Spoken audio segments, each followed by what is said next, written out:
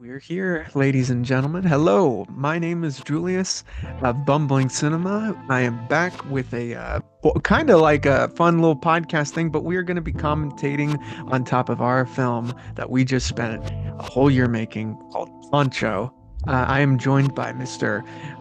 Daniel Valdez, who played Poncho himself.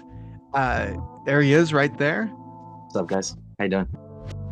And I am also joined by his nemesis, Mr. Nick Gallagher, uh, who played Scott Kyle. What's happening? Uh, yes, we're here to kind of talk over the film and everything and bring some Christmas cheer because we are very grateful to those who have watched the film and been very nice about the film. And yeah, guys, how are you feeling tonight? I'm Feeling feeling good, good. man. Yeah. It's a nice chill December evening. Getting into, I was saying off before we started recording, we're getting into the sort of the hibernating spirit of the holidays. So I'm ready to curl up in a cave for a couple weeks. Daniel's got that like he took that literally the hibernation. The Bro, what? you're hibernating right now, bro. Look at that facial hair. Yeah, vibrant. But yeah, no, for sure. I'm chilling, man. And I just got off of work. I was looking forward to it. I was like, oh man, at least I'll get to like chill and just talk about the movie. It'll be cool. So Yep, I'm ready to get cozy. more so than we've been talking to each other about the film just kind of nonstop, you know? Yeah, yeah. You know? Exciting. Uh, it is exciting. It's Mhm. cool to kind of like I've been wanting to get back in the podcasting world, and Mhm. it's nice that it can kind of happen through our film and everything. Yeah, I think it's got to feel like a dream come true, kind of to like get to talk about your film on a podcast. I feel like Yeah. I feel right. like every actor deep down like wants to break down a performance of theirs with like fill in the blank, Michael Barbaro, whoever. Well, here, dude, it's time for you guys to pull that now. Now is your time, especially since it's you two, the both sides of the same coin in the film, as I like to describe the characters and everything. So Mhm. before we even start the film, is like, can you guys talk a little bit about your experiences watching it for the first time a little bit? Um, yeah, or I guess Oh I'll talk. yeah, Daniel, yeah, Yeah. you go, Daniel. For me, it was a trip. I mean, we had that conversation before the premiere even started, and and I was even saying on my way there, I was like, man, I'm so nervous, dude. And I was like, and I was even saying like, hey, I'm so nervous. Like, I can only imagine how Julius is feeling. Like we're about to watch a movie, and like we have no idea. Like, I mean, we know how it kind of came about, like we know what we filmed and we know the story we were trying to tell and all that stuff, but you just never know how it's gonna hit. And so watching it for the first time there and like letting it hit, and then not only that, but I mean, me and Julius, I don't know if you know, Nick, but we had like disagreements about like how the story should go or how the character development would go. A ton So of them. I was like, man, like, am I going to be right or was I wrong? And after watching it, I was like, Julius was right the whole time. I was like, wow, I was really, really happy with it. I'm glad we didn't go with like my, like my choices. You know what I mean? So, but What if it. Poncho shot lasers from his Yeah, yeah, eyeballs? yeah, right. I was like, where are the superpowers? This is lame, dude. He's trying to actually tell a story. What? But yeah, it was exciting, and it's exciting seeing yourself on screen, and I just was like, I like essentially I just didn't, I've never acted before. And then I'm acting like next to Nick, next to Dante, next to these people that have experience, and you can tell they're good at their like you can tell the craft is like wheels are turning. You know what I mean? Like when someone's doing what they're supposed to be doing, and it's like, oh, that's how they do it naturally or whatever. But for me, it was like I just didn't want to look like a fool, and I felt like I wasn't gonna hit a Daniel Day Lewis performance. So like that was never really my goal, right? Because that would have been dumb, and then I think it would have been bad if I compared myself that way. So I just accepted, hey, I've never acted before. I'm gonna act with people that have acted before. It's like I'm just not gonna try to do this thing. I'm just gonna like let it be natural, and hopefully, at least I don't look like a fool. And I feel like at least myself, you know, I feel proud in my performance that I'm like, wow, first time actor, and I look like, you know, like it doesn't look like crap. You know, it doesn't look like crap. Not Like at the all. movie came Not at together, and all. obviously that's the lighting guy. You know, that's Dante, that's Nick, Shout that's out Angel, by Julius, the that's way. all these people. Yeah, But Angel Garcia, our gaffer and everything, dude, man. that fool killed it. That That guy fool is killed something it. else. Yeah, that fool killed it with what we were doing. Like, dude, that's what I'm saying. It's like seeing everybody's like I thought I loved movies, you know, and I understand, but not, you know, this is just like a low budget nothingness. But you learn so much where you're like, oh man, like the lighting guy, the sound guy, the like the actor next to you, there's so much variables, you know, that go into it. It's really amazing. It's such a, you know, I'm sure you guys like are aware of it. You go to film school, you know, Nick's an actor, and but for me it was like I was learning all this and I was like, oh wow, I thought I understood. And now I just understand how little I understand. You know what I mean? Like that's all I Absolutely. understand. And now I just know how little I know. And I I, just want to learn more. You know, I want to act again now and all this stuff. But you know, it was an interesting experience seeing yourself and then also like, you know, being proud of it. You know what I mean? Like I was proud of it. So, you know, Yeah, thank you guys. Thank everybody. But yeah, thanks a lot, you know. absolutely. Well, Nick, what about you, man? I mean, your involvement, like we had to, there was a point in the filming where we had to really prioritize the stuff with Scott and everything, and yeah, we yeah. were kind of on the hustle and everything, and that's where I learned at least kind of the way of like getting your back up against the wall in terms of filmmaking. So in Mhm. turn for you and everything, watching it, you know, you were wrapped back in summer. You know what I mean? Yeah. It was a big break between, you know, Rap on You and the film coming out. What do you think about just the whole thing? Well, I was blown away upon, I mean, before we even got to watching it, I just that like I didn't realize. I'd be really curious to hear over the course of the evening, like the process of how the story came to be finalized and at what point in the production that was the case. Because when I saw the runtime of like 80 minutes, like a feature film, I was like, all right, I clearly missed something. Like, and I remember thinking back whatever the last draft that you showed me was, it was like 35, 40 pages. So it's like, oh, this is gonna be like half an hour, 40 minutes. And I remember even then wanting to say to you, Julius, like, hey man, I just want to be sure you can like pull all this off, all 30 pages. And then you turn around and you know you have like a full-fledged film on your hands was incredible. And then how it turned out, I mean, you know, given the circumstances and the just like the like run and gun like no budget nature of it, uh like it feels like it harkens back to like the nostalgia of like Super 8 of like, oh, you can get a camera and make a movie with your friends, but it's like, oh, you can get a camera and make this like full length film talking about like one of the hotbeds of like the culture war in America. It's funny because it's like you know, it just like if you're patient enough, I think, right? Like if you just like look at the don't get intimidated. You're going to be intimidated, but try not to be intimidated by like the timeline that's ahead of you in terms of making something like that. Like I don't know if you guys have heard of it's a famous like fan film. Someone a group of kids starting back in like the 80s or 90s got together to do a shot for shot remake of Raiders of the Lost That's Ark. right. You told me about this. Yeah. Yes, yeah, and that took like years. Like they were kids when they started, so it was like every other summer they're doing this, and then they finish it when they're adults. And I own a copy of it, and like they recreated a Spielberg film when they were teenagers. So it's like there's no reason for that. Anybody can do this, as Mm. Kevin Smith said. It's just a matter of being patient enough and graceful enough with yourself and saying, I need the help. And you know, it's funny, Nick, when you said that of the whole like 30-page thing, like 30-minute thing. It's like I mentioned that to I was on my friend's podcast, the Viva Film podcast with Anthony, and I mentioned when you and I met up at the Starbucks last year to talk about the film. We're going over the script, and you had notes for me and everything. Do you remember that? It's over like in Burbank kind of or Glendale area. And I was like, Sorry, yo, drawing a blank. fair enough. Go on.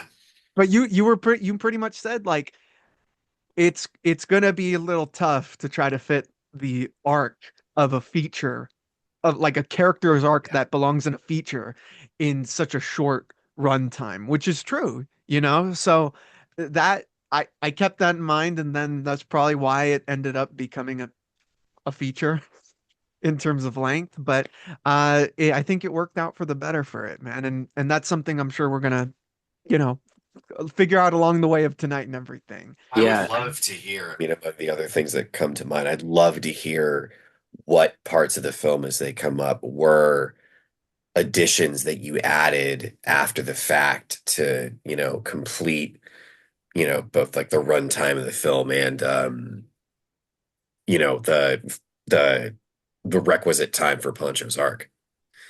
Yeah, I mean, I remember like people asking as we're making it, how long do you think it's gonna be? Oh, maybe it's gonna push an hour, you know?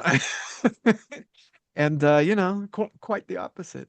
I was telling people 30 minutes at first, like, oh, I'm in this movie, it's a short film. And they're like, oh, really? It's like, how long is it going to be? I was like, probably like 20, 30 minutes. Yeah. And then, we started getting to it. And not only that, but even before we start on the scenes where we can literally pinpoint like, hey, we added this or this we changed, even before we even started, there was already, Julius showed me the script, and there was things that like the bruja, right? The bruja, like right off the bat, I was like, hey, we need a character that kind of like a tia. I was just thinking of like my aunts, you know what I mean? Like my tias, like my cousins and stuff like that, like my abuelas. And I was like, why there needs to be a character like this, even if it doesn't interact with Poncho, but there needs to be some sort of like showing of the like that lady in your life, you know what I mean? Because like everybody, all the like Hispanic boys are gonna understand, like, everybody has a tia, I guess. You don't have to be fucking Hispanic to have a tia like that, but that needs to be part of it, and somebody that kind of like grounds Poncho from the whole like I'm angry or I'm fighting, Scott Kyle or whatever it is, but something that kind of grounds him from reality, kind of how like the wife did for Scott Kyle, right? Is like I was like, I think Poncho needs also that, not a wife, but like somebody that kind of like grounds him at least a little bit to reality somewhat, because then even the scene is like, is that real or whatever. I mean, we'll get to it, Oh, but here, yeah, but what I'm saying is things like yeah, that were added, were added absolutely. right off the bat, you know what I mean? Well, let's Yeah, of yeah, and I can't wait to really get into all that stuff, especially course. as they happen. Let's actually let's not hold us you know. Let's get into it. Let's do it. I'm Roll the excited to clip, watch it Chuck. with you guys. Well, yeah, I was without further ado is the term I was looking for. Let's do it. Um Let's do it. I'm ready. Ladies and gentlemen, this is Poncho. Uh, Cool. and I'll probably try to sync it just so I can in the edit. Okay, And three. do we talk over it? Do you pause it, or like how are we gonna No, do that? we'll talk over it. We'll Okay, talk okay. over it. All right. Okay. 3, 2, 1, play. And here we are. Yeah, so I've never done a commentary before, but this is LA. Um, and these are just shots from my car driving around and everything. What neighborhoods were you in? Kind of all over East LA. I mean, this right here is Lincoln Park over there in Boyle Heights and stuff. And maybe I should just silence it a little bit more. Um, but yeah, just lots of, I think a big portion of the film that it was very essential to get a lot of the areas that are most notable in like East LA and everything. Yeah. And you know, Daniel really helped in terms of like knowing a lot of the areas really well and everything, kind of saying, hey, what about this area? And oh man, these drone shots are yeah. And this is the Bruja character that Daniel mentioned. Daniel did introduce that character. Mm. Really, it's not without him this character wouldn't be here and everything. So, Yeah. Daniel, you want to talk a little bit about kind of like what it is, like you were just getting into it, but in terms of the Bruja, like is because you were thinking of getting your mom at one point to Right. play the character. So like was it like a thing like he needs a mom that you were thinking about that? Yeah, just I mean, even when I read the script and I saw like, well, the villain like even has some humanity, or at least that's being emphasized in some way, where it's like, the way I eventually saw it, at least in terms of like a like in terms of the character, not like how I was gonna approach it, but like the characters in the story, was that Nick is a good guy trying to do something bad, and he's like faking it, right? Like that was Yeah. Scott Kyle, right? And he's trying to grift, right? Where Poncho is more like he sees himself as a bad dude and he's trying to do good. He's like trying to like live up to a good legacy and things like that. And so, anyways, I saw that Oh, he here had he a is. wife, and I was like, well, where's the like the tia or the wife or the sister or the The like connection of you humanity, right? Like, exactly. And I thought for myself, it's my mom or my tias, like these people. My dad is, these dudes in my life are like, hey, don't cry, man up, pick up your sack. But like this kind of like, not that my parent, like my mom and my the females in my life didn't think that or don't have that mindset. They definitely do, but it's more like with an understanding that I have that mindset, right? So it's almost like, hey, we know these kids grow up and they're told not to cry and to be tough or whatever. So yes, we're gonna admire that, adhere to that, whatever, but we're gonna comfort as well. Whereas my dad like never gave a shit about that. You know what I mean? Like he was just like, be tough. That's it. Be tough. Like that's it. There's no, oh, where's my hug too? Like now that I was tough, do I get a hug after? No, it's just be tough and then be tough again and be tough again. Whereas like the tia, the mom, will give you that hug after you've gone through something. You know what I'm saying? And well, yeah, and especially with the like an origin like this of like where it is very much like that, with this right, character, he's just like stuck in this moment, right, in like trauma. it, yeah, this trauma and everything. There's the precipitator of the Mr. Corey. Is it laggy, by the way? I'm Oh, not we're good. sure. Does Oh, this okay. agent have a name, by the way? Yeah, I had a name in mind for myself, but nothing was ever solidified. Um, I I was just calling him Dean for a while, I don't Mm-hmm. know why, but I Mm-hmm. thought that's Corey Taft, the actor who plays the agent, and I love Corey, man. He's the nicest guy, and he chose to play really evil characters and stuff, Yeah. he's you know. he's we talked about it, but I think he's more evil than Scott Kyle, because like I said, like Scott says throughout, he's just trying to like make it work through his family, right? And he's just trying to like make money, and like he sees like a money benefit out of it. Where this fool works for the government, like he's a police officer, like supposed to serve, right? And he ends up seeing, we're gonna come up on it soon, but like or actually later in the film, but what he does, and kind of like leaves Poncho the kid in the yard, like in the middle of the night, like just sees him and is like, I'm not going to take him to adoption. I'm not going to even put him down as part of this case. Like, screw this kid. Yeah, You know what I mean? Like true evil. I was like, dang, this fool's bad. I don't know if people are catching that, but this dude's like a bad dude. You he's know a what I piece mean? of shit. Yeah. Yeah. Yeah. Like a Yeah. scumbag. Nick, do you think that this guy is more evil than what Scott ends up doing? Because Scott is do you even consider Scott like an evil guy?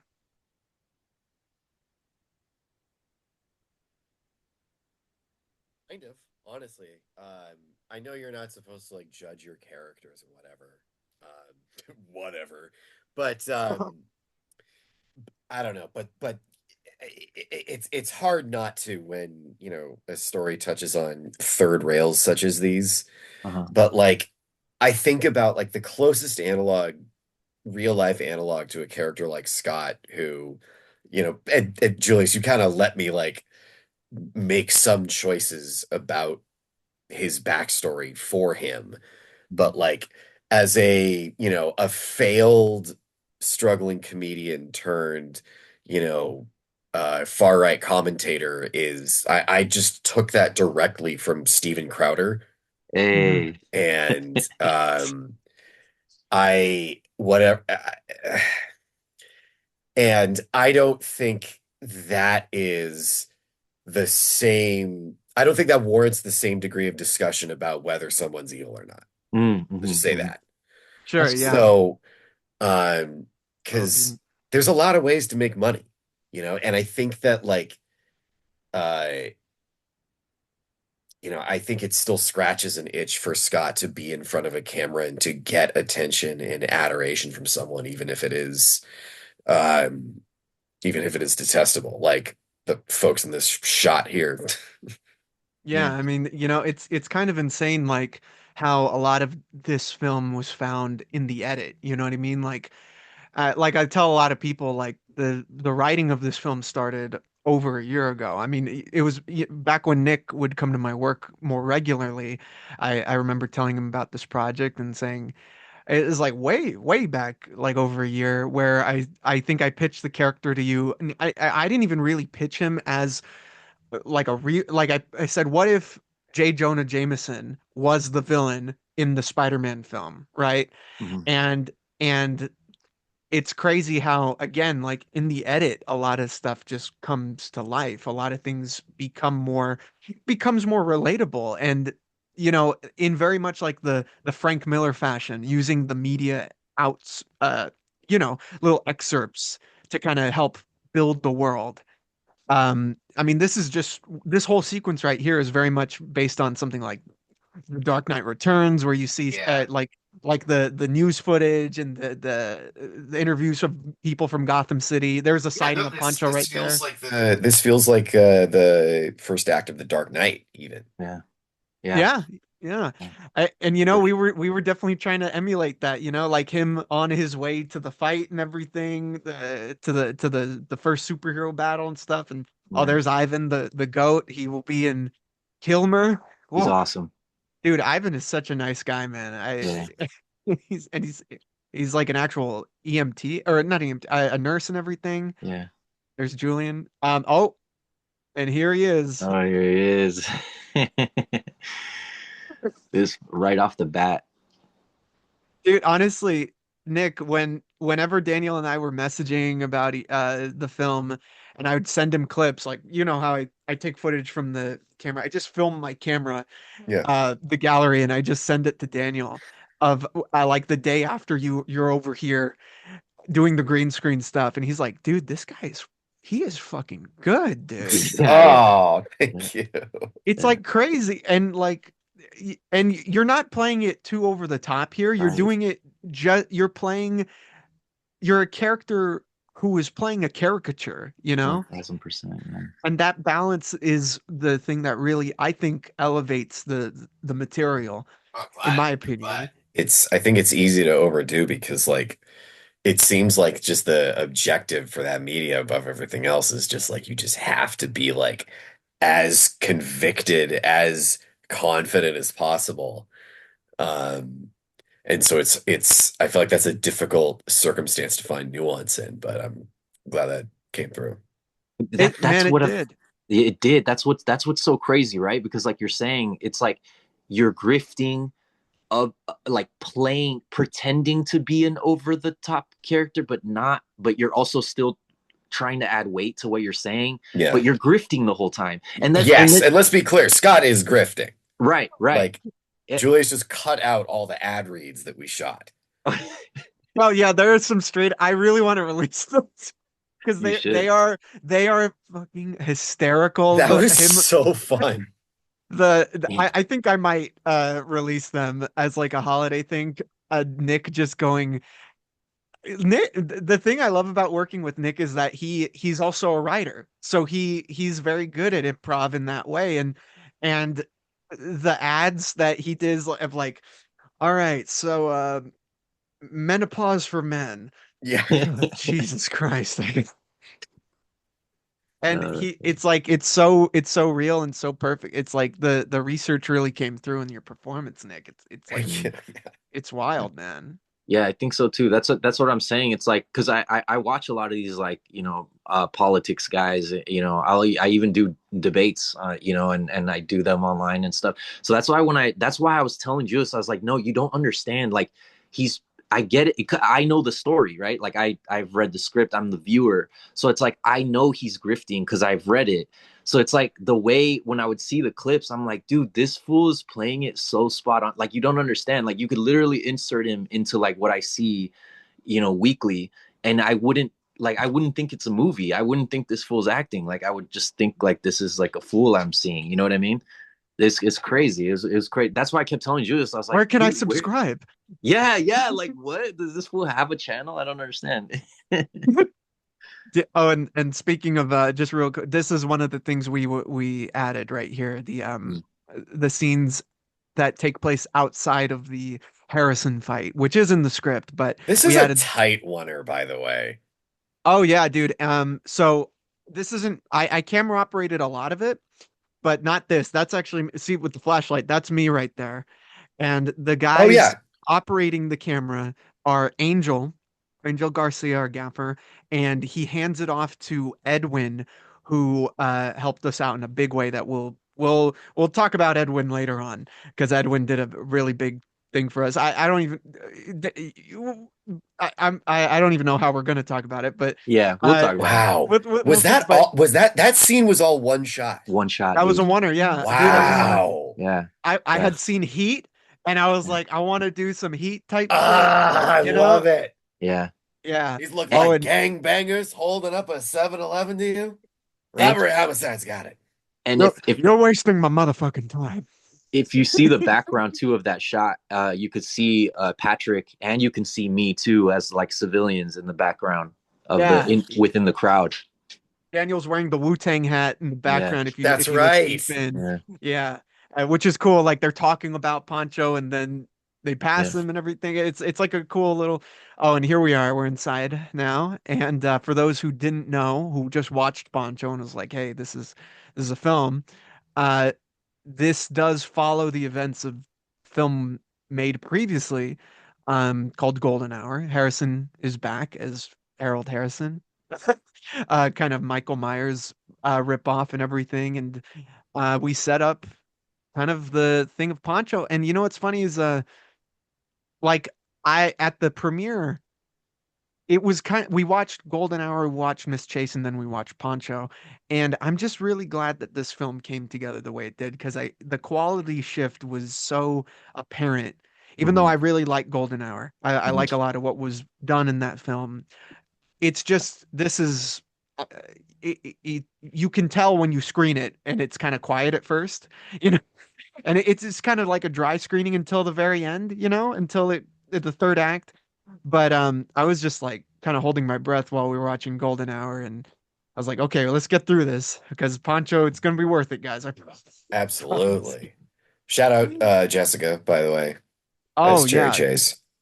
Cherry Chase, Miss Jessica, playing kind of dual roles throughout a lot of these films because Jessica's been in some of my work, and believe it or not, she was actually kind of a late addition to the film. Hmm. I wanted to get another actress to play Cherry, who is the sister of Deb, who we see in Golden Hour, but it just works with bringing Jessica back. It just helps kind of hone in that story a bit more, and that's I think there's a lot of payoff here, especially with how this scene ends. Jessica's the homie. Yeah, she So put. are all the bumbling cinema films going to be in the same universe? Yeah, man.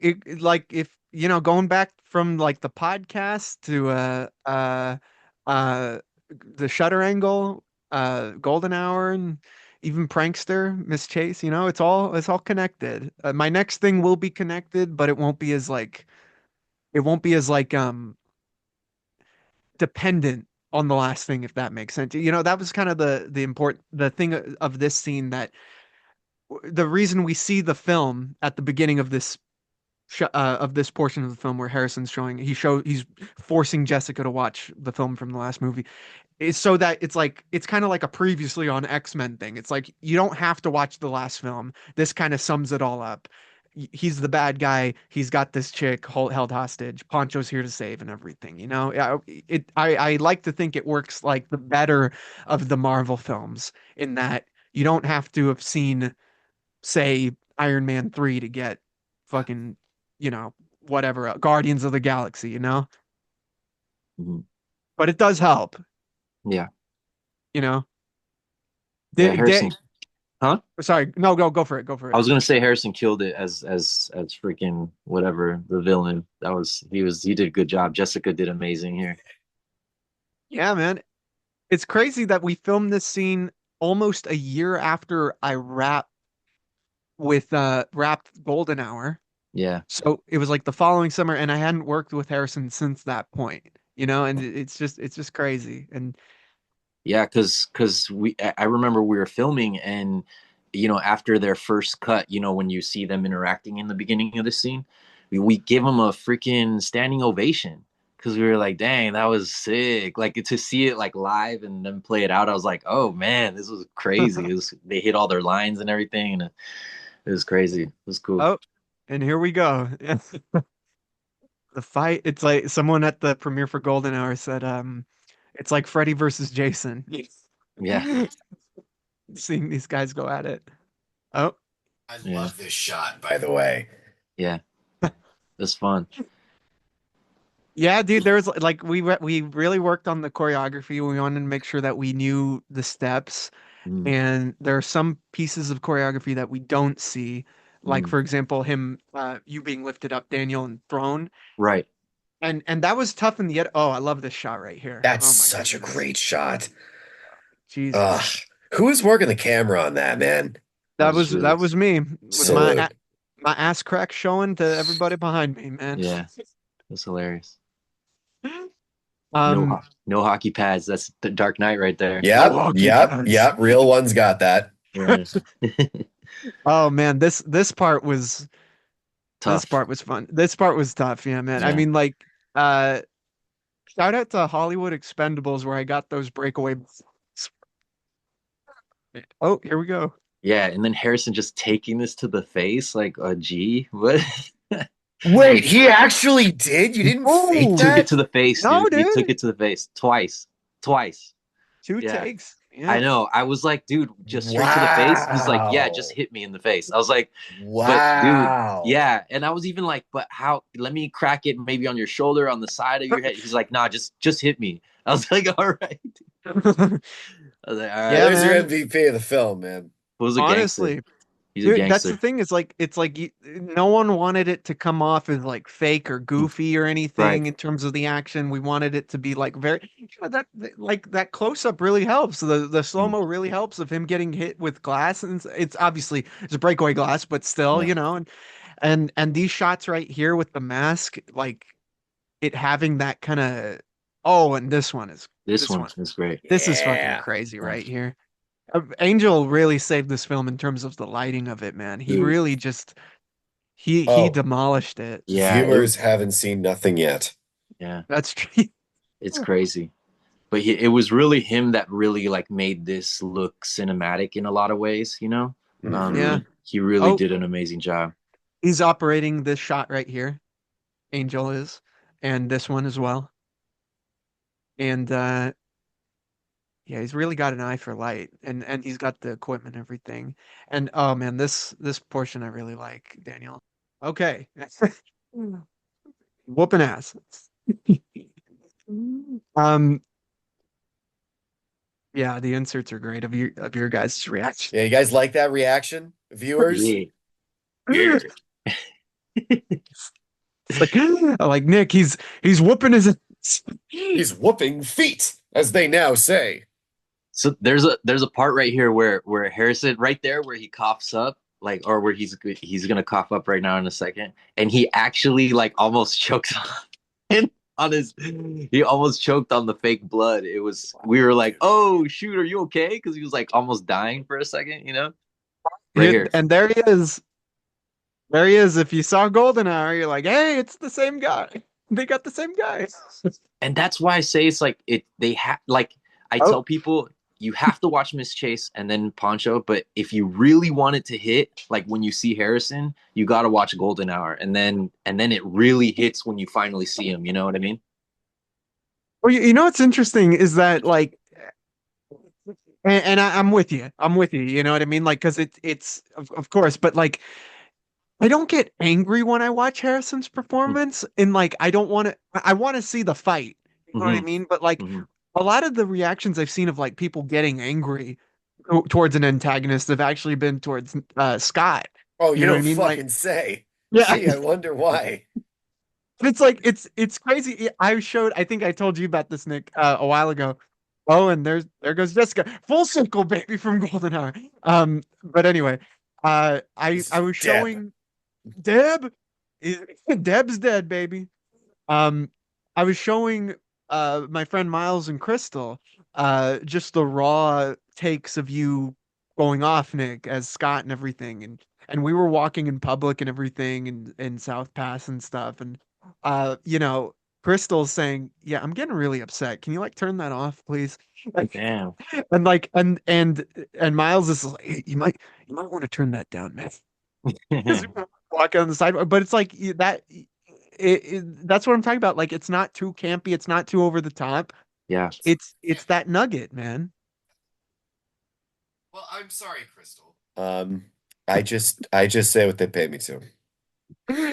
You know you did it so well that people at the premiere were like, who the fuck was that? Yeah.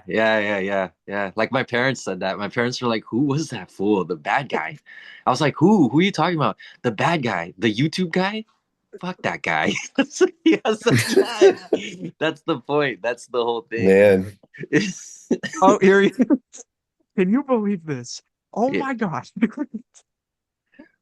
Dude, when my he says gosh. he's mentally ill, that was hilarious. I was Yeah, dude, my friend Isaac, who's in the film and everything, he was just like he was sitting next to me at the premiere, and he's just like he's very much not about the right wing life, and he's very progressive and everything, and he was just he got a kick out of your performance, Nick. He's just like, man, oh, he. I'm sure. I'm sure. I mean, you have you spent much time immersed in that because you seem to have, in writing and choosing this as the antagonist to be at least familiar with that sort of whatever you want to call it, podcaster, commentator archetype now.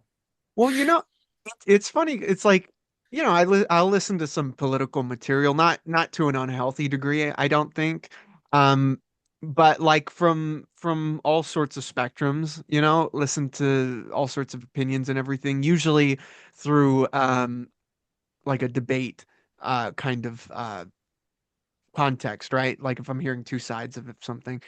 And I'm certainly I just kind of look at it as like show business what these guys do. You know what I mean? The like with Scott Kyle being is very much an analog for this kind of work in general. It's about making money and getting famous, I think. You Yeah. know, like that's really what it's about, I think. And I think that's the case for a lot of these guys on both sides of the political spectrum, really.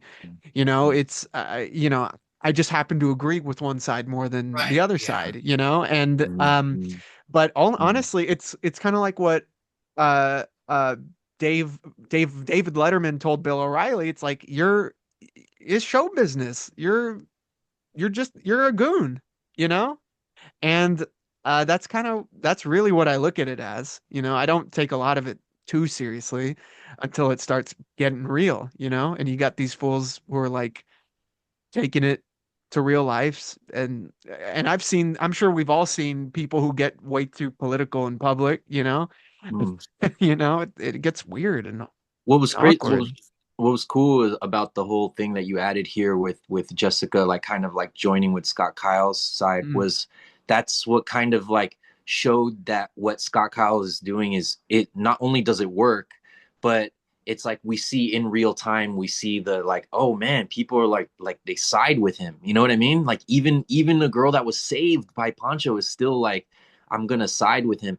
And I only say this because at that part, that's when my tia, like my tia that went to the premiere, um, shout out Vilma, but she was saying when we got together after we were eating dinner or whatever, she was like, that moment I got really, really angry. I was like, not only angry, but she was hurt. She was like hurt and angry, and she was already invested in the movie, but like right then Oh, she damn, was look at like, Daniel.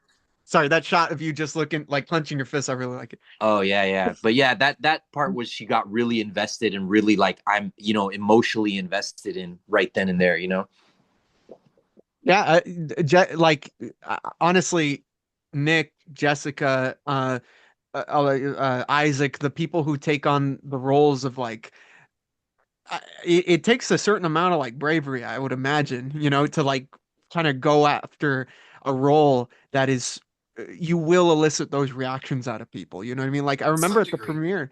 Yeah, I Yeah. mean, I remember at the premiere, sorry, when we were at the premiere, people when they saw Jessica, especially later in the film, when she has the red hat on, were like, they were saying this Yeah. bitch, you Yeah. know? Yeah.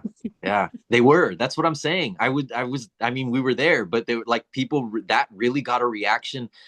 You hear people in this moment, in this scene, you heard people go, oh, like you start hearing gasps as this conversation's going. You know what I mean? Like people were literally like, what? Like you could hear people whispering and like piss. You know what I mean? You're like, oh Have you shit, have you have this is you the gotten turning that point. reaction, Nick? Have you gotten that reaction, Nick? Like, because you've watched it with your family and everything, and you're very much not this guy, you know? Like, what is that like? My family was just struck by the comparative absurdity to how I normally act. Um, I think they mostly got a kick out of that. Um, but no one that I've seen it with or have discussed it with sees the the cherry twist Mm, mm, coming, and so that there is some real weight to that. mhm. Um, Yeah. yeah, Yeah. yeah, Yeah. I think my mom was not super thrilled to see me Oh, really? um as this sort of commentating type. Yeah. Yeah, man. It's funny you say that because my tia, not my mom. My mom was loved the character, the Poncho. She loved your character. She loved the whole movie. But my tia, she was like fixed on like, hey, like Poncho's not really like super positive, and I didn't really like you seeing you that dark. And I was like, what? Like I'm a superhero. I mean, I guess it's dark. It's very like taxi driver-ish, but yeah, I was like, I'm a superhero. But she was just like, I don't like seeing you like that. Like you seemed really disturbed and really hurt, and like I didn't really like seeing you like that. And I was like, oh yeah, I guess so. But that's the point, you know what I mean? So it's like they're supposed to see you. Like if your mom is like, dude, you were like a jerk. I didn't like seeing my son like disagreeing with him, not liking him for a second. You know what I mean? Even if it's fake, it's like when you get those You did the moms. job. Yeah, yeah, yeah. No, it's crazy. Absolutely. Absolutely. I mean, it's crazy because of course I know everybody who's in this film and stuff, but sometimes I do forget that like I know you guys. Yeah. Like I know Daniel. I've known Daniel for forever. I know Nick and everything, and I just there does come a point where it's like I just see these characters, man. Like I really do just kind of fall into this world. And oh, and here's Sleigh Boots right here. Hey. Um, these guys kick ass, dude. Did Well, they know when they were being shot that they were being part of Poncho? dude, so let me speak on that because look at this. Look at the scene right here. Look at the shot, right? So it's so funny because, dude, they were filming a music video there. So as they're filming this music video, like I'm trying not to break character, but they have their cameras going too. So they have like people dancing, and I look serious and pissed as fuck. You know what I mean? Like super pissed. And they're just like, they'll stop at me. They just showed the cameraman. Yeah, yeah, yeah. Yeah. Or Oh that yeah, was one right, of right. You see the camera guy. So they were filming and there was a whole crew behind me, dude. So there's literally a whole crew behind me. And it was awkward because Julius was like, I mean, I have my obligation to my movie. You know what I'm saying? So it's like Sure. I felt bad about like I'm like, dude, I'm definitely ruining their shot. But like I just kept following Julius's lead. Julius was like, keep going, like don't break character. I was like, all right then, all right. Dude, Hey man, we that we is gotta make so a movie. fucking punk. Yeah, yeah, Listen, you can use our space during our show, but just know we got a movie shooting here as well. You can't get in their way. Yeah, I used just pulled out my phone, needed yeah. the shots, baby. It was hilarious. Yeah, I was just like, Oh, oh, and here uh-huh. he is. Here he is. Patrick, El Raton, Saga MC, let's Saga go. MC, man. That was great. I was bummed after watching our scene later that I didn't get to do it opposite him in real time. Dude, that would have been so good. I was bummed about that too, actually. When Yeah, when, when they but told me, I was like, dang it, dude. And you guys still did a great job, but I was Yeah, like, yeah. man, it would have been so good. The chemistry that you guys would have had. Oh man, I wanted to see that so bad. But yeah. Julius, you cut this together so well that it's like Hmm. I would have truly had no idea. Yeah, yeah, Yeah, that's some parts that I love about the editing process is that you can kind of you mask it like that. You know what I mean? Like you seeing you never met or anything like that, seeing those shots together and figuring out how they would work with each other and everything. And I thought it worked really well because Patrick is just naturally charismatic, yeah. and He's good, he really he really wants to act more, he really wants to do it more from what I and he's understand. and he's You're good. doing Yeah, it. Yeah, and this scene especially is one of my favorites just because it feels, and something Daniel and I have talked about, it feels like a dialogue, but it's a monologue really, yeah. And and that was a yeah, disagreement we had. That was a yeah, disagreement we yeah, had because I wanted to have more lines throughout the whole movie. And this, especially here, I was like, hey, I'm talking to my friend. Like, we had a whole thing, me and Patrick literally, because when we were even just reading the lines, like practicing, and I was practicing the reactions, we did it like with me silent, and then I was like, dude, let's try it like if like how we're homies, so let's just try it like how we shoot the shit, but like I'm Poncho, and so then we did it and we're like, dude, this is gonna hit. And then at the end when we clasped hands, we're like, oh, this is gonna be the Predator, like Dutch and Dylan like clapping hands, because I wanted to say, like, when he tells me to watch out, I wanted to say in Spanish, siempre, like forever, always, and he's like, hey, watch yourself. And I was like, siempre, right here, he's like, watch yourself. And I wanted to say siempre. And then like we walk off. And I was like, dude, that would hit so hard. But I understand like how you're saying, like in the edit, then the other scene where I talk, it doesn't hit as hard if I talk here. Like it's such a crazy thing where decisions make or break scenes, where it's like, I can't even, after, again, I only understood that through making the movie and whatever. It's easy for me to be like, hey, I want lines here. But if you don't grasp the entire story or the feelings you're trying to convey, it's kind of like you're trying to paint the picture, but you're only looking at this like small part of the painting of the canvas, right? And so you got to step yeah, back and watch the whole thing, You know the phrase "kill your darlings," Daniel? No, what is that? That's exactly what you're describing of foregoing what would be your favorite thing to do personally for what the work as a whole Let's go. needs. So All salute for day. making the right choice because that's such I just love that Poncho doesn't utter a word. I love what that Yeah. does to that scene Yeah. because it still feels like dialogue. Right. Right. It does. yeah, And again, that's because of the edit. I think the direction Yeah. was really good Yeah. too. And Patrick also, I think that's the thing. A lot of my scenes, when I'm acting with someone else, dude, that's why I was so impressed with everybody. Because I was like, man, these people have to carry me because I'm not even saying anything. So it's like it's like these people, like, the scene when we're in the garage and you're just like monologuing for freaking 15 minutes, like, in real life, like obviously it was takes and stuff like that, but like you're just like going and going, and then you have to do it again, and then you have to do another take. And I was like, dang, dude, this fool's like how is it? And I'm just sitting here. I have to like react with my face and stuff, but like, I don't have to memorize these huge monologues that You're these still dudes. contributing to the scene. Mhm, You're still giving your scene partner, you really still gave me, mhm. something to sort of work with and Yeah, yeah. bounce off of. So, cool, you're still doing your job. Cool, cool. Yeah, Oh thank yeah, you, thank yeah, you. you are, man. I mean, like this scene especially, like I remember us filming this part here, Mhm. and I was really worried at one point where I thought I lost the footage, Oh and I yeah. was like, oh my God, I hope I didn't lose the footage because this here, you know what I mean? That's It's a all in your great face, shot.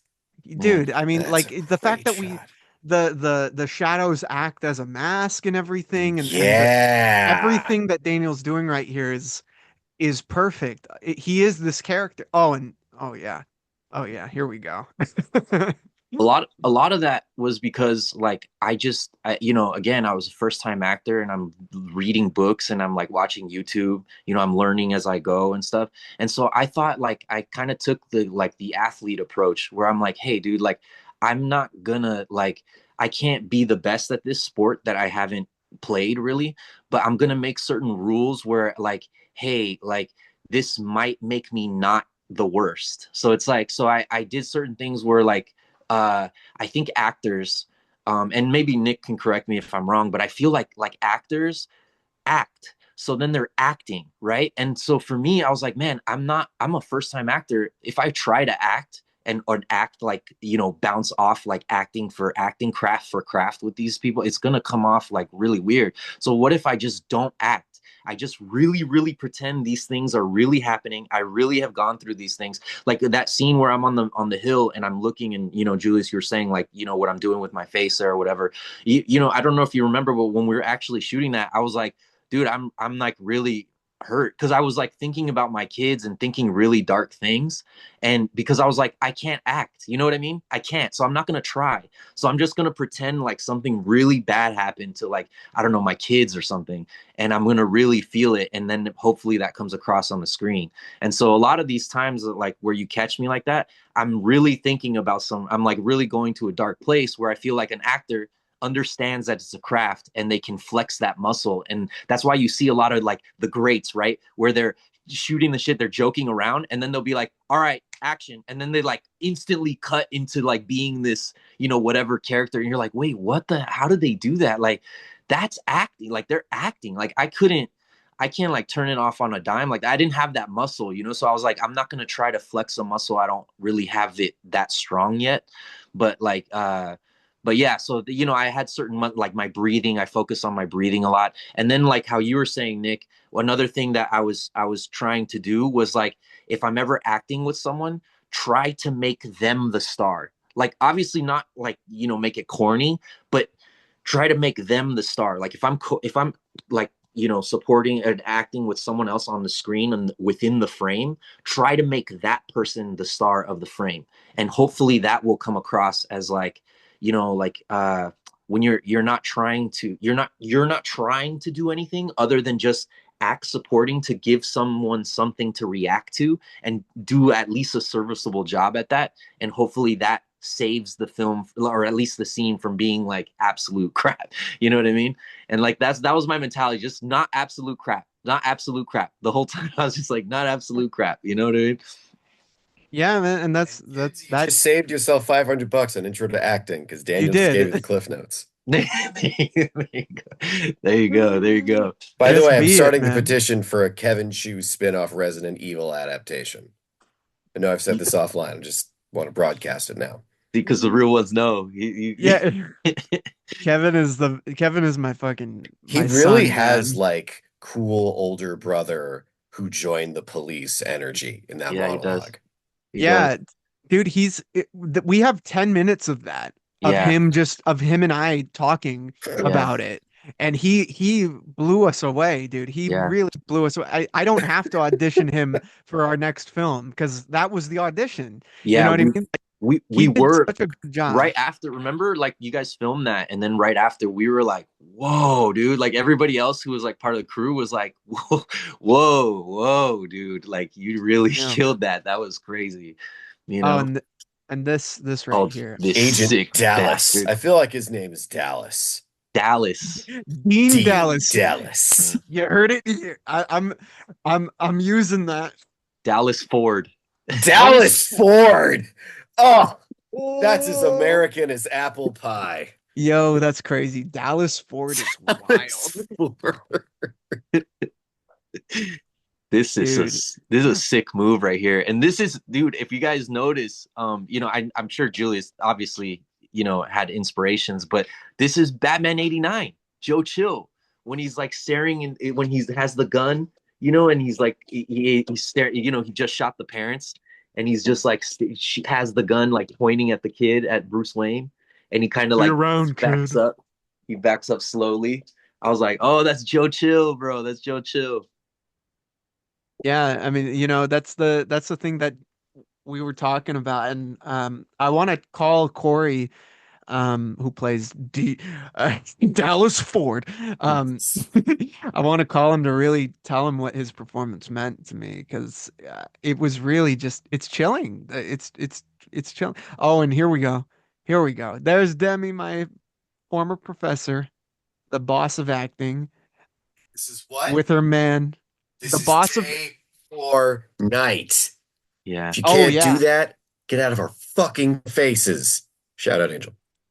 Angel killed it, dude. These shots, especially the one of Nick, this shot, this of Nick, kind of blew me away, man. That oh my God. I just think this relationship here really, really freaking, it like made again, it shows, it raises the stakes, right? It raises the stakes. And you guys really made it seem real. So I was like, oh man. What Yeah, and it motivated the choice to give Scott like a family and that dimension of his life? well, it's kind of like, I going with a character like Scott as the antagonist for all intents and purposes. It's especially with his role, it's like it would be very easy to make him a caricature. You know what I mean? This has to be someone who has everything versus Daniel, there he is right there, who has nothing. The reason Daniel's so pissed at Scott here and is willing to do this terrible thing. I mean, this right here is some Western shit. This is insane right Yes, here. that's You exactly what know, it is. Mm, I it's was you know, insane. just thinking that. It's he's insane. so pissed at him because he's Yeah. like, you took everything from me. You're in the house that I grew up in, and you like, and I'm gonna take it back. Mm, And it's the way I describe Scott, at least in terms of writing. Scott's a liar. Scott is mm, not an honest person. He's mm, someone who doesn't appreciate what he has and what he's gonna get because he has a kid on the way and everything, and he's mm, willing to throw it all away for some bullshit fame and you kind of see the consequences of that and mm. it gets real. So that the wife being there and the wife especially being a person of color, I think helps hone in that point. You know what I mean? Of this guy being a fucking liar ultimately, who doesn't really believe in what he's saying. You know, And yeah, and I think it just adds to that, like how you were saying, like look at this fool. This fool's like this dude's crazy. he's just You know what this going reminds through me it. of? He's like Reminded going me through of it. And like, Leonardo DiCaprio in Gangs of New York. yeah, Just that similar sort of just like I'm so angry and frustrated, yeah. but like have to put a lid on it, but it's up to 11. Right, right. And it's like, yeah, so that's a, kind of, yeah, it's crazy because it's kind of like how you're explaining your character, where it's like, I have to be over the top, but I'm grifting and I have to have nuance to it. It's like, oh man. So for me, it was like, again, how Julius says, which I think lends to his talent, but it is very easy to make Scott Kyle a caricature. It's very easy to also do that to Poncho. He's a superhero in a superhero costume. It's very easy. And if we would have done a lot of my choices, yeah, sure, I think we would have got a cool moment here and there. But I think like Julius is saying, I think they would have turned into caricatures because I wanted you to have like heavies, dude. I wanted you to have heavies and like an outfit, and I had this whole idea of like Scott Kyle being like a Joker type villain almost, and it's like it's hard to add, like that's not a way to add nuance. And so the way Julius was kind of like, uh, you know, uh, I don't want to say tempering, but he was staying disciplined, right? Grounding Where it. he was Yeah, staying you could say disciplined. that. Yeah. Like I Yeah, think that the sort of the sorry to use this word, but gritty nature of it, I think that makes it more conducive to have scenes like this one, Right. Right. which is arguably like one of the most direct um references to, you know, the year 2025. Right, right, Yeah. right. And not even Yeah. just because of the why, but like her even her solution, right, is very 2025. It's like people be doing this. They feel sad and then they start looking at bridges, you know what I mean? And Yeah. so it's like Isn't that the crazy? It's like this is like her, like the bridge. It represents hope, and here right, she is. It's like using it, this isn't a bridge, but using that kind of architecture of LA. It's like it's her like last resort. And right. in this scene, it just, oh my God.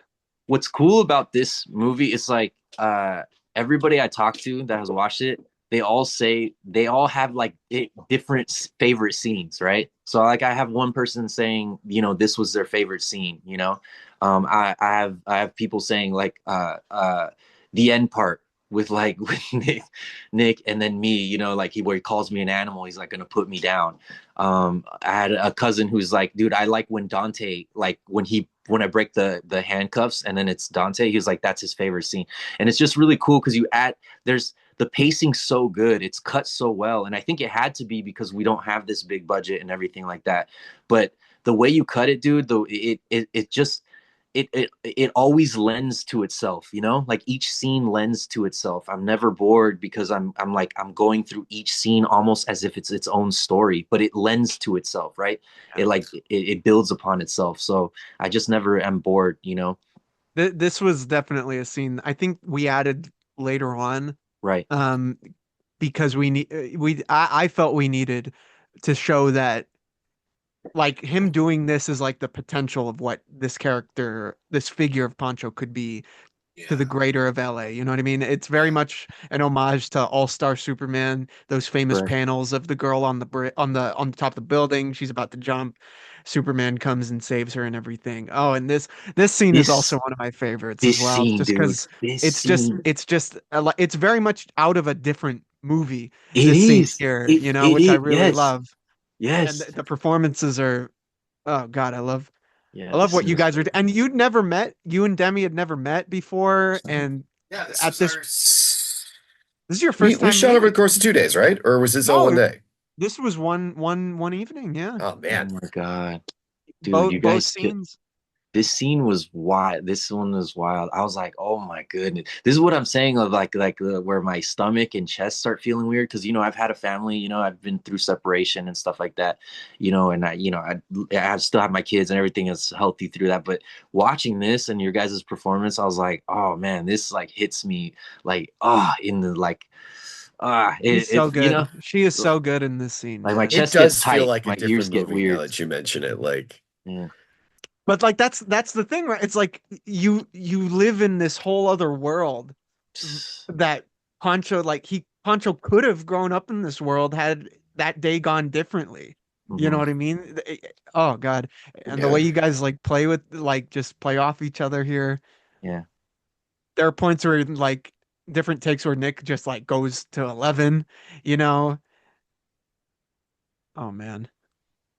Yeah, that's crazy. How do you prep for a scene like this, Nick? Like how do you it's so heavy and it's so like it has a lot of dialogue back and forth, I'm sure there's like a little bit of improv or whatever, like you're just shooting lines at each other too, but like how do you even prep for something like this? You don't want to overdo it because Mhm. you always want to allow for things to come up in the moment, like kind of like how you were saying earlier of, you don't want to um you don't want trying to shine through too much. So Mhm. Mhm. um uh I think a lot of that is dictated by like just, the text that Julius wrote and then just sort of the blocking decisions he made on the day. And there is, especially when you have a scene partner like Luna, who's literally an acting professor, it does Demi. kind of allow you to just sort of like, call action and see what happens. Yeah. Um, and I appreciate being allowed to, try different choices, go to different levels in varying takes. And so Thank you very much for that, Julius. You're a good Yeah. Oh director. yeah. Oh well, thank you, brother. I mean, like it's intimidating going into scenes like that because, Demi was my acting professor and Nick's a friend of mine who I know is like an established actor. We've worked together before, but not like in front of camera and everything. And I think like you want to make sure that the material is enough to chew on. You know what I mean? And especially Absolutely. with a scene, Absolutely. especially this scene right here with Yeah. where it's like y'all are you're talking to Angel in this scene off Yeah. camera, and what the heck, Patrick was talking to our makeup person Leslie off camera.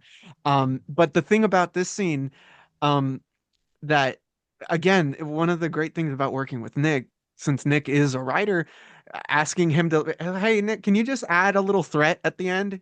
Just give him. We need a little bit of we need stakes, so threaten him at the end. And we have like multiple takes of different choices and different lines and everything that speak. It's like coming from the character, and just the way you guys play off each other here is, I love it. Yeah. Yeah. I love Virtually it play too. off each other at that. I also love the line, Ben and I don't really talk anymore. That was hilarious, dude. That was so fun. I was dying when that freaking I was dying when I saw that. I was like, "Oh my God!" Because a lot of this I saw in the premiere. That was the first time I ever seen it. And so like a lot. There's it. It's you did so good. It doesn't get so funny where it's like, "Oh man, this is like a comedy," But you add little lines like that where it's like, "That's freaking hilarious." Yeah. Like again, like when Jessica, you're having that conversation in the car, and then you're like, "Yeah, what do you think about tariffs?" And then she just like looks so and it's just we've been there. We've had that conversation. We know that moment. And so then to I'm like like, see it, oh. it's hilarious. It's so funny. It's Oh, funny. But yeah, we don't talk that much after he would that's like what? Of course, of course. That's funny.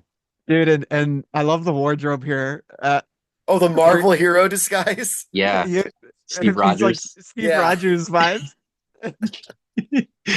Steve Rogers at Oh, the airport.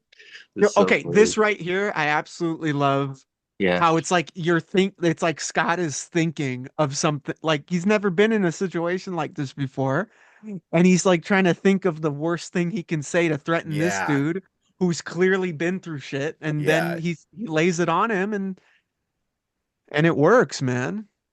Yeah, that's the other thing. Again, I was talking to Julius about it, but like how, it has to be a threat and it has to come off heavy, but then it also has to be played by a guy that's like not involved with gangs or like the street, but he's making this legitimate threat.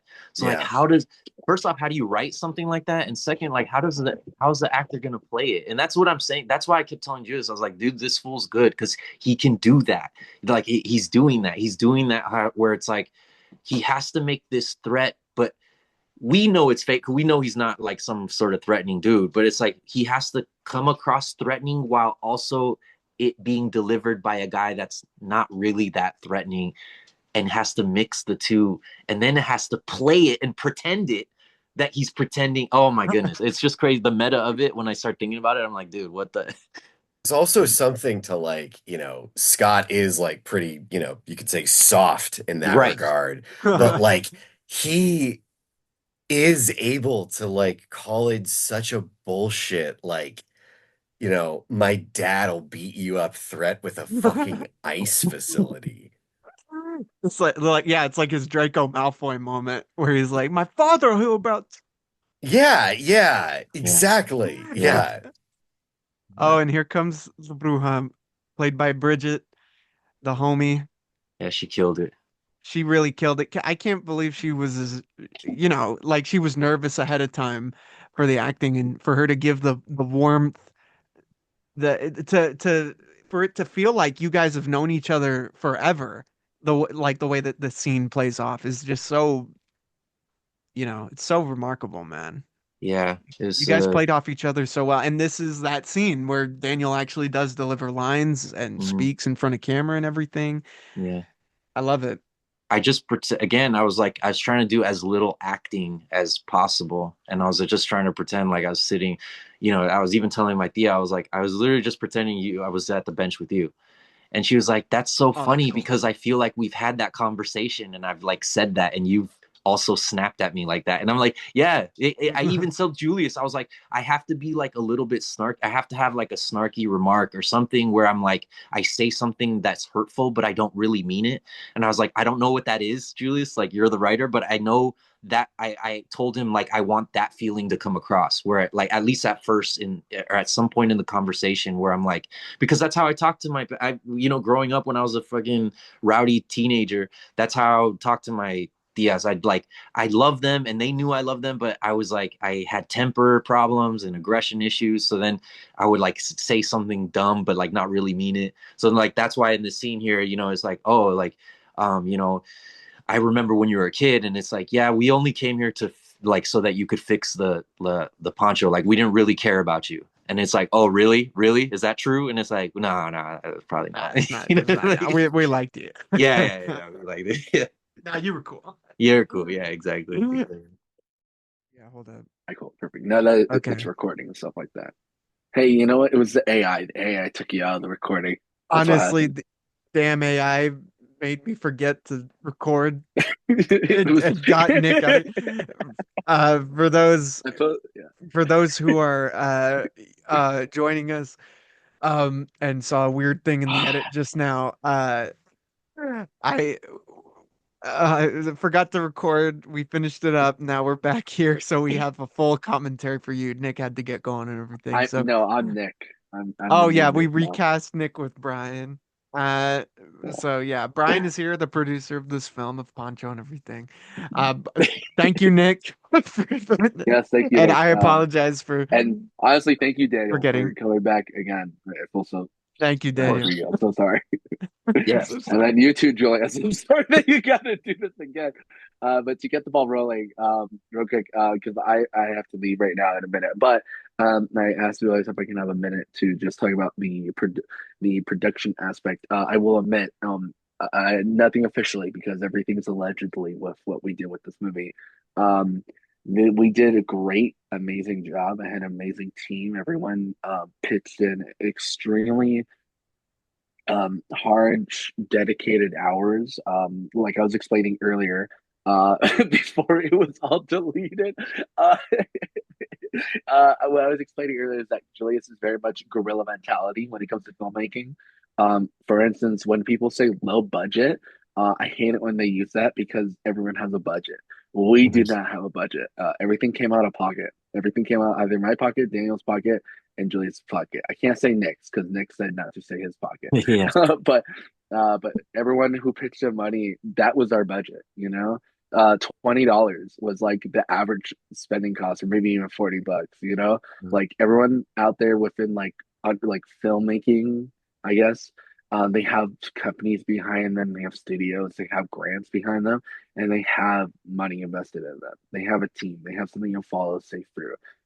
Something that was on my aspect within this job was safety management and kind of just ensuring that we had either days to shoot or more importantly, also just kind of checking in with Julius, making sure like, hey, how's things going around?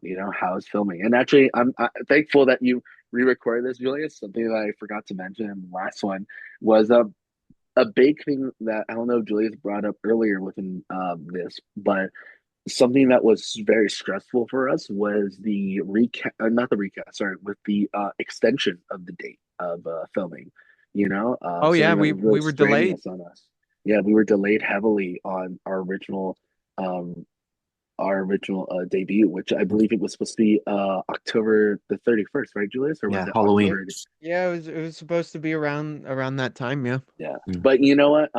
Something that I kind of ensured to my team, and especially with Julius, was that something that we don't want to mess up with this film is rushing ourselves too much with the process of like putting something in poor quality. And you can totally tell within this movie that Julius has procured and everyone else who has pitched in their time and energy that everything, all their energy and all of our prayers and everything else, all of our hopes and all of our dreams, it shows. especially with the Sora AI moment with the bridge allegedly. Mhm. Everything shows crystal clear. I mean, look at that. It's beautiful. Good Lord. Allegedly, it's great CGI, Julius. But no, honestly, everyone did an amazing job. We did a lot of great effort, and I'm so surprised that something was such a low budget, but more importantly, something with no backing, really. Everything that was backed was by the people that were, everyone that was in this movie was the backing, was the project. We didn't have anyone behind us trying to support us. We had people who were actually down in our abilities with this, people who were close families and friends. Either it was because of the project's scope, its mission, its goal, what it was about, or even sometimes, I mean, the biggest thing was the delay. That was, in my eyes, was just delaying from its original date. But you know what? I think it works at the end of the day. Something that I don't know if you brought up, Julius or Daniel, but I honestly think that the delay was perfect for us, just so that we can have that time to work on everything. Especially you, Julius. I was so upset when you told me, "Oh yeah, Brian, I'm just got done editing," and it was the day of previewing it on November. I was like, "Dude, I love you," but we're like 4 hours away from debuting this. Uh, but I was also excited that you took your time with it and you needed that. But I'm also happy that we didn't really do this on October. Because at first I actually thought that the movie was going to have a heavy flow of Harold Harrison. So I thought that the Halloween debut would have been perfect. But since this kind of fits kind of that weird length of, the end of Harold Harrison's journey and the beginning of Poncho and understanding who he is as a character, then the November date worked well. It gave us enough time for everything. But yeah, no, everyone who worked on this project did an amazing job. The alleged bridge crew, everyone did an amazing job. I'm so upset with the alleged driver Julius for not taking me with his car on the bridge, allegedly. I'm really happy to be a part of this crew, and I loved everyone who did such an amazing job. You're about to see right now for folks. This scene is really cool. I love the aspect ratio that goes into it. I won't go further into it, but yeah, that's all I wanted to say. And thank you all so much for this amazing opportunity. I loved producing this film with you guys, and more importantly, just being part of it. Yeah, well, till the next one, man, till the next one, and we really did it, and here we are doing it again. Oh yeah, we're doing it one more time. One more time. I wasn't done. When I said in the original recording I didn't want it to be over, I meant it. Now it's not over again. Wait, let me stop recording real quick. Yeah, but Brian, thank you so much for your help, brother. And Julia, thank you so much for your vision and for your aspiration to wanting to really commit to guerrilla filmmaking. Truly, at its for finest of like best form. And Daniel, honestly, your acting, I know you kind of clown on yourself about it, but I love you. Your physicality is the presence overall. And then one thing I want to last say, Julius, your casting with Max as younger Daniel is amazing. Yes. They look exactly like the same person in some shots. It's wild, especially Daniel, since now you have a beard. Like when Yeah, you're clean and shaven, you look exactly like Yeah, Max. Like yeah, even with it's these shots, true. It's But true. yeah, It's no, yeah. uncanny. yeah. But no, Daniel, you have a great presence, and I know with with direction or with guidance on yourself, you kind of do carry a lot. I know we were talking about with Nick here before, that Nick does have that presence of wanting to be that driving antagonist. But Daniel, you do come off as this stoic hero, as a Mm. silent caricature, and it's not, and as much as most people don't like using the term caricature, it works well, Mm. for your character. You are Well, kind of that trauma bonded character that can't fully express themselves, but by that point, it's fine. Your character is not just one person. It's supposed to be Yeah, representative of the movement, of multiple people, of how they've always felt like they're silent, their voices aren't really necessarily heard, but they're more than just what people kind of put them in. yeah. quite Actions. literally. Quite literally, Loud. like right here in this moment. Oh, in Yeah, this shot. We didn't yeah, mention in the last recording, but this shot right here of Daniel walking on the bridge is Mm. I just love this yeah. moment. No, it's Yeah, beautiful. It's nice. It is a good moment. Yeah. it's a Oh, very who's LA. that? Hey, there you are, Brian. It Like, gets- oh man, look at yeah, that AI bridge, you know? Yeah. yeah, Ivan, dude, Ivan's great. I don't know if you guys talked about his skill acting, but he's so good. yeah. He's the goat, bro. He's in Kilmer now. He's a Yeah. killer. I'm excited. Him and Kevin. Yeah, and they're the glorious Dante. Hey, Dante and Oh, Gangster. beautiful. And then oh, this right here in this This moment. Oh, part. when it honestly, Julius, the way like a lot of the editing, I know you were talking about earlier, but it's so good. Yeah. Like a lot of these moments, like it's Let's just like really. go. Oh, look at that. Oh, AI. Man, Give me a uh, cinema. Give me this is it. all of these moments are beautiful, but right here, allegedly. this is my favorite moment of the whole film right here. That's the thing about this moment is like I want this moment here with Dante coming up to be the part that like blows people's minds. You know what I Yeah. mean? Yeah. Yeah, Because and even though the bridge is a really great shot, it is the shot. yeah, This It's a, is the moment, you yeah. know? It's a setup. Yes, the bridge shot is dope, but it's again, we heard a like, oh, when I'm allegedly on the bridge, you yeah, hear Yeah, me and at people are clapping, people were like applauding in yeah, the yeah. screen. But the big yeah, but moment there was a is literal yeah, gasp when Dante shows up, when he gets yeah, up, Yeah. Yeah. and so that's what I'm saying. It's like, it's exactly how you're saying, which means you achieved what you wanted, where it's like, yeah, you wanted people to react to the bridge shot, sure, but it was supposed to be dope because it's the actual moment is the Dante getting yeah. up. You know It's what I dope mean? because it's dope, you know? Yeah, right, right. And no, and what's funny is that the reaction said it all, because it was literally like, oh, like you hear people like, oh, whoa, like, whoa, bridge shot, oh my god, and then like a few seconds later, Dante gets up, and that's when you hear people go, oh, whoa, shit, you know what I Especially mean? yeah, And it's like, especially Yep. here yes, because this that's also completes his arc in the way that you're like with you and everything because it's both you guys rising and it's right, like Yeah, he's able to have that last yeah, fight, yeah. right, And this whereas at the fighting beginning, choreography is so clean. Like it's yeah, so good. oh That was one thing oh I was god, kind this of shot. concerned with this, Julius, when we were filming it was because for most people, for the keen eye viewers, a lot of the shots were not Nick actually there. It was Sebastian and yeah, who was it? Andrew also, or Yeah, it was it was just Andrew. Sebastian? Yeah, Sebastian and Andrew, and then you, Julius. You play Dante in some of these shots too, and the way how you edit everything and the way how we kind of captured everything works so well. You can't really tell. Yeah, no, that's just a great scene. And then this is such a brutal takedown too. This You know, right you here really is you feel. You know, the one thing I love within this is that you feel every hit. You know, it mhm, doesn't feel like fake out punches. It doesn't feel like, oh yeah, it's like, oh, I can see this guy like obviously overshadowing his shots. Like he's not obviously hitting him. Like you mhm, feel the punch every well, time. one thing we mentioned beforehand was it was cool to see a lot of these characters actually interacting on screen together. Like mhm, Nick and Daniel sharing the screen where it's like their arcs are separate. They're colliding now. And and like I mentioned before, this this scene was one of my favorites to shoot as well as Daniel with Dante because mhm, we're seeing these figures. It's like little crossovers in the film. You know what I mean? mhm, It's like what the whole film is building towards, seeing these guys duke it out and everything. mhm, And Daniel, for you in this scene is like especially like just the meaning of this scene and everything. mhm. I know it was like really what was it intimidating having It to share the scene with someone like Nick? It was, yeah. I mean, it was intimidating sharing the screen throughout the whole movie with, people like Ivan, Dante, and Nick, because these guys are like actors.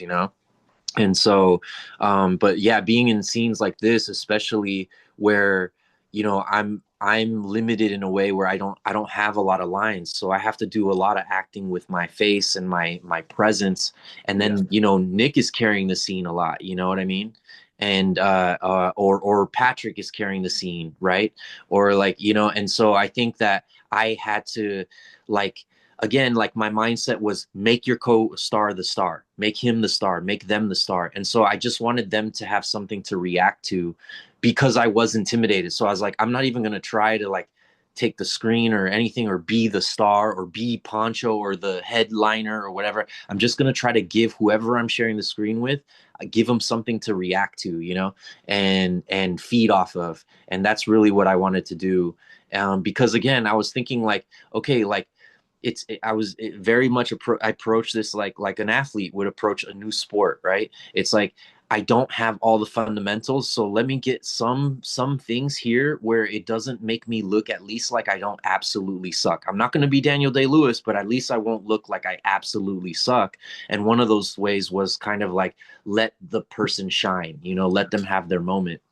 But I think like how you're saying the movie's found in the edit, you know, uh, again, I can't say this enough, but I think the way the movie is woven together is really what has these scenes and these performances hit the way they do. I mean, think about it. If you just put that scene right there that we just saw with Patrick in the wrong place, it wouldn't have hit the way that scene with Patrick hits so hard. This scene of me walking, like my hand shaking, like me, this whole thing, it's woven together. So then the performances, even from someone like a first time actor like me, hits because it's woven together, because it had to be, because what you were working with, who you were working with, you know what I mean?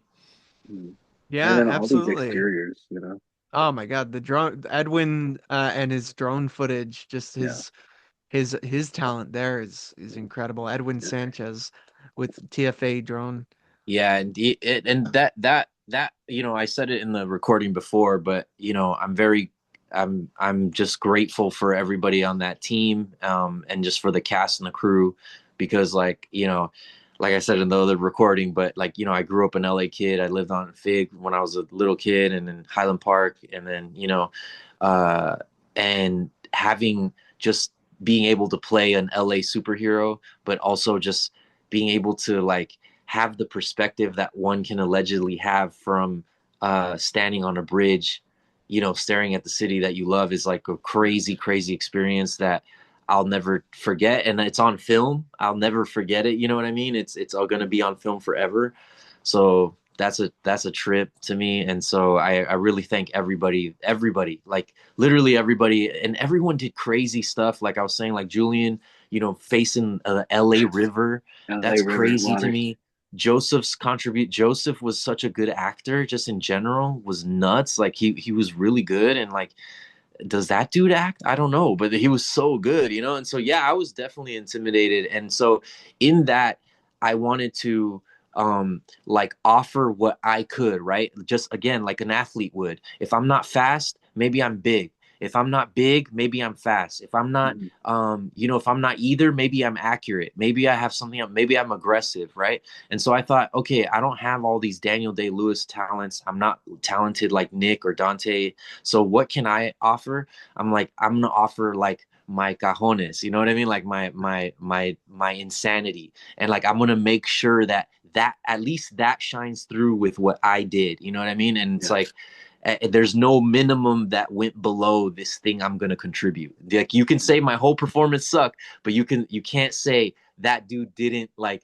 Okay, he at least tried his absolute hardest. Like no one yeah, can say he didn't try his Well, hardest. that's the thing is like it. I think, and I understand that where you're coming from, but I think in even a scene like this where you're meeting up with Dante and Hmm. everything, and Hmm. it's literally personality versus personality, and not even versus, it's just Hmm. it's like the blending of the styles, right? Of like Right, mhm, performances is right. really where you do earn your merit as a performer, you know what I mean? And it's literally like you feel it here, you feel the longing here, and you guys look like family, you know what I We mean? Like do, we do. you look Yeah, like you could be related and shit. And yeah, yeah, the meaning, like people were in tears at this like Brian mentioned before yeah, that yeah, yeah, he was yeah. in And the tears. lost recording, Yeah, in the last recording, but Raiders of the Lost Zoom sure, recording. like I was next to people and I heard some sniffles and stuff, which is like right, Mhm. obviously I'm like a wreck and everything, but right. it's all because of it's a blend of everything, right? It Yeah, is. And but yeah, we're focused on you guys here, Yeah, and this shot here, especially right here, I mean, is oh yeah. like this shot is like the really. shot, The shot. you know? Yeah, it It's a is. beautiful It's the shot. shot. It's really To see cool. you guys together in the Yeah, same it's it cool. brings it all together, man. It like Hmm. wraps it up pretty beautifully, I think. And that's what I'm And saying. you'll It's never it's have to. Yeah, you'll never have to. And My it's so yeah, good. And then my the little last, Batman Begins homage right there. That yeah. line. No, and that's what I was saying like earlier. I was saying about how people have their different favorite scenes. I was gonna say Mikey, Mikey's favorite scene is that scene where I'm walking up the hill, and he says like that's kind of like he said that towards the end he could feel, because he's an actual actor too, and so I wanted to get what he thought about it, and he was like, no, I just feel like and I don't know if this was intentional, he was saying, but he's like, I see you grow into the character, and by the end of it you really feel it in that moment where you're falling over and you're climbing up the hill. That's like one of my favorite moments because I really feel like it epitomizes like you fully encapsulating who Poncho is in that moment specifically. And so I was like, oh, that's crazy because I didn't know that it would hit like that to some people. But it's just crazy how like scenes hit different for different people. It's weird. It's crazy. It's cool. You know?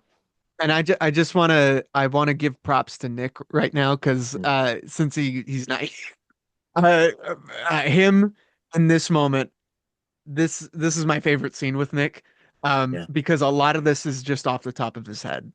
Yeah. A lot of the character comes from this moment here. You know, a lot of what shaped the character comes from this moment here. We shot a lot of the green screen stuff within 2 days, very early on in the filming, Mhm. and him here, especially since he's not here right now. I Yeah. just want to give it up to the guy because he really understood the character, he understood the assignment and Yeah. everything, and that's part of why I love the dynamic between you two, Mm-hmm. Daniel and Nick, because it's like you're again you're both sides of the same coin here, Mm-hmm.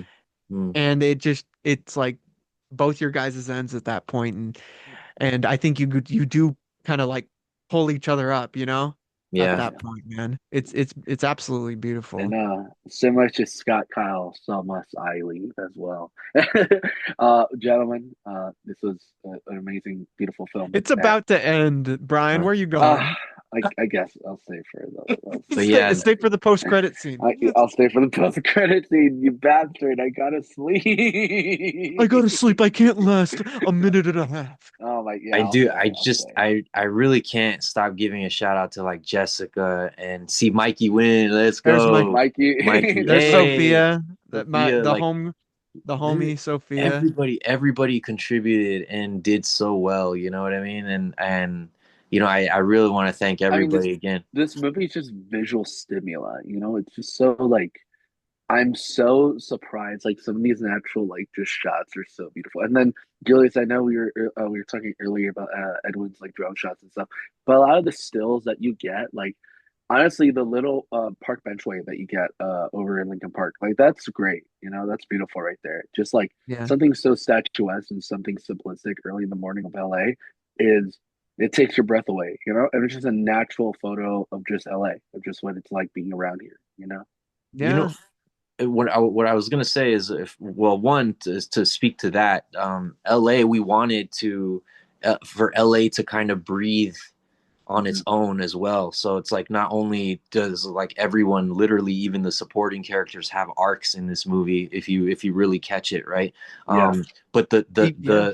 the city itself has an arc. Look, Yeah, here it I mean, ends with yeah, like a lighter day, right? And then like yeah, we started with a dark, it was dark. Like when I'm looking and I'm literally saying almost the exact same things, right? yeah, And so yeah. it's supposed to, even this shot mirrors the very Los beginning of the Angeles is a movie. character of itself. Exactly. And so if you Adon, there he is. Adon, my Oh yeah. boy, it the had to be homie. woven together really well. And the other thing too that I was gonna say in the last recording, I didn't say it, but I was gonna say Hmm. is that a lot of these things, like people will think that it's hitting on the nose, like, oh man, they're just doing, dude, we wrote this like, or Julius wrote this like way before, and we talked a lot about these scenes and developing these scenes way before any of the craziness happened with like YouTubers and any of the crazy like raid stuff happened. That's what makes this movie even crazier, is if you really think about it in that context. You're like, we Yeah. were and I'm not trying to like pat myself on the back or pat Julius on the back for I'm just saying it. I'm almost in. It's crazy. It's like a shock, where it was like like how we were trying to tell this story beforehand, and then as we're filming it, things are happening, and we're like, wait, what? Like, we just filmed this. We Yeah. just filmed this. What is going on? It was weird because we like film a thing, and then the thing Then would it happen. happened. It's the Yeah. weirdest thing. It was Yeah. the weirdest experience Yeah. of my life. It was so Bizarre. weird. Yeah. So Bizarre. And weird. then Julius, I don't know if you wanted to explain the photo real quick. Oh, yes. Well, this was definitely a labor over the course of a year. That photo that just showed up was of me as a child with my father who passed away the year beforehand. And obviously, this film deals a lot with that kind of loss. So I hope desperately that, and I know it has helped people who have experienced that type of loss as well. I learned that at the premiere that we had.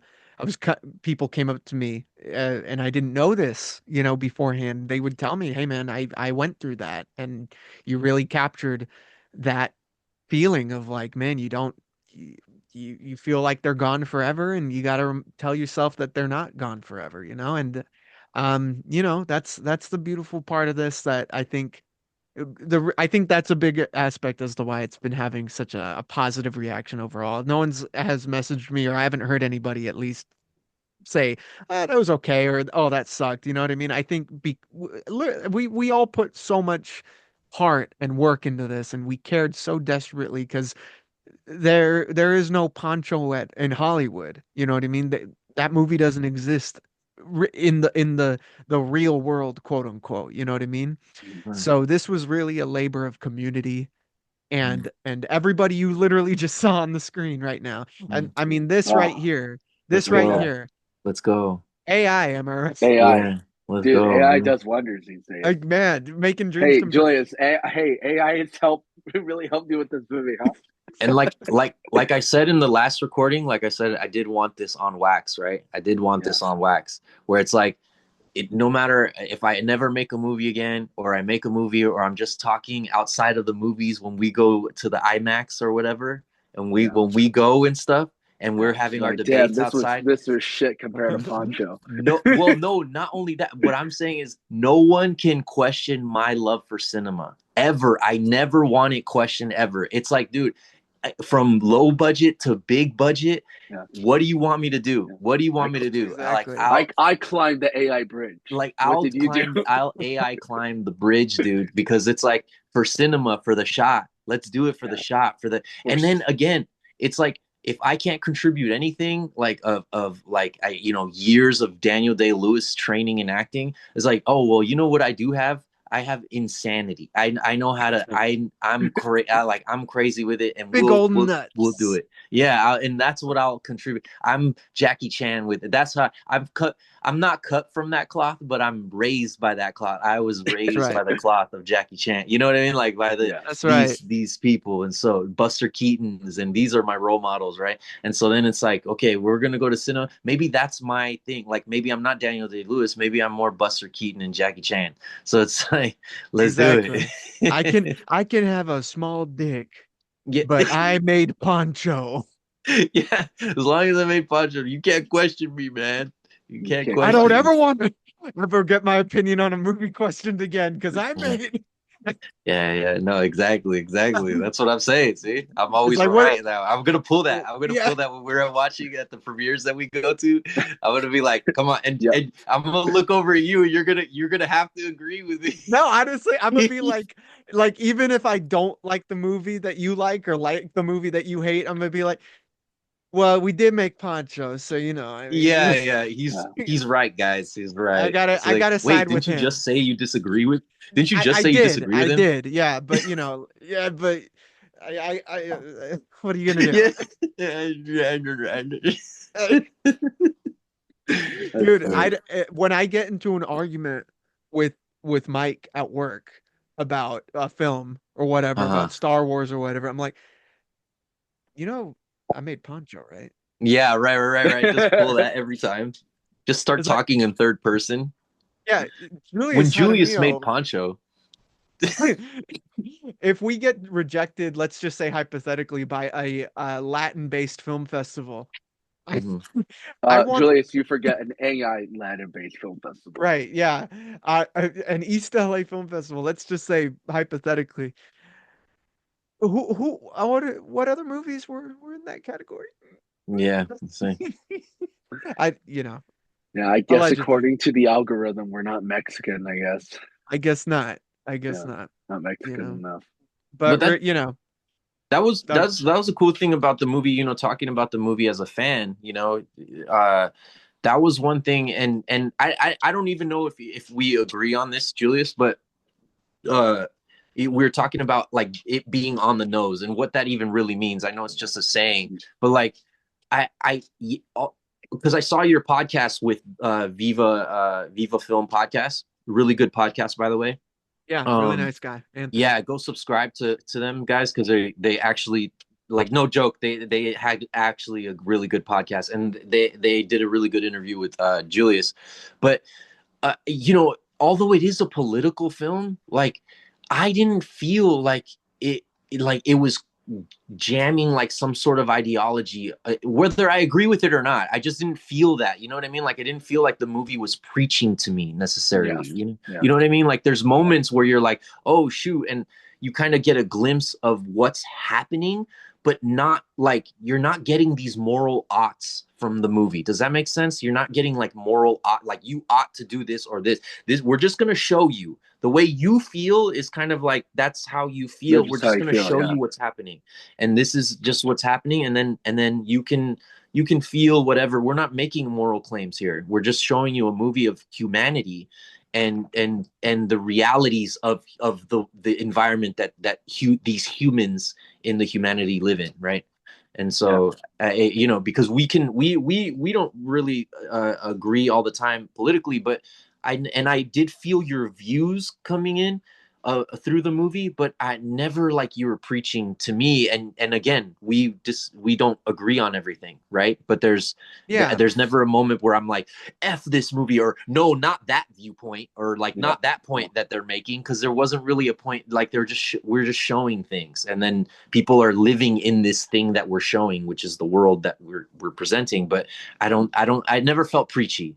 I never well, felt yeah, preachy, or you and know. nor I mean, I think at a time, say I made this film years ago, Mm, it could have been that. It right. could have very easily been that. I think, Right. it takes time and lived in life experiences and age to want to make something that's a little bit, and I don't want to say mature, but like, it's something that the goal of it isn't like wagging or whatever, you know what I mean? It's about a guy who's how I've described this film always as Taxi Driver meets Zorro. Mm, This is about mm, a guy who's disturbed. yeah. This is about a guy who's got real problems and everything, and Yeah. who is not a hero when he starts, Mm, and how do you become that? yeah. Right. How do you Mm, have that positive impact when you have such a troubled past and everything? And Yeah. I think mm, that's something that a lot of people can relate to. I mean, to different degrees and everything. The whole point is just of living is to have a positive impact on the world, or at least the people around you and everything. That's what you mm, would hope for.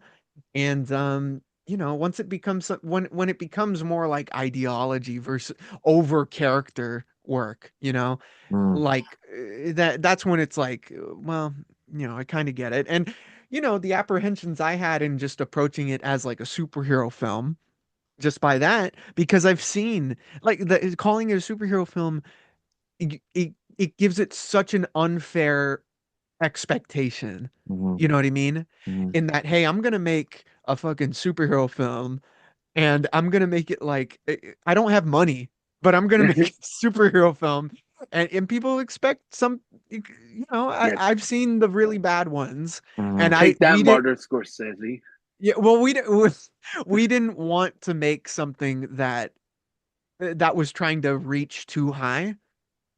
But a lot mm, of the stuff that we did do just naturally got there.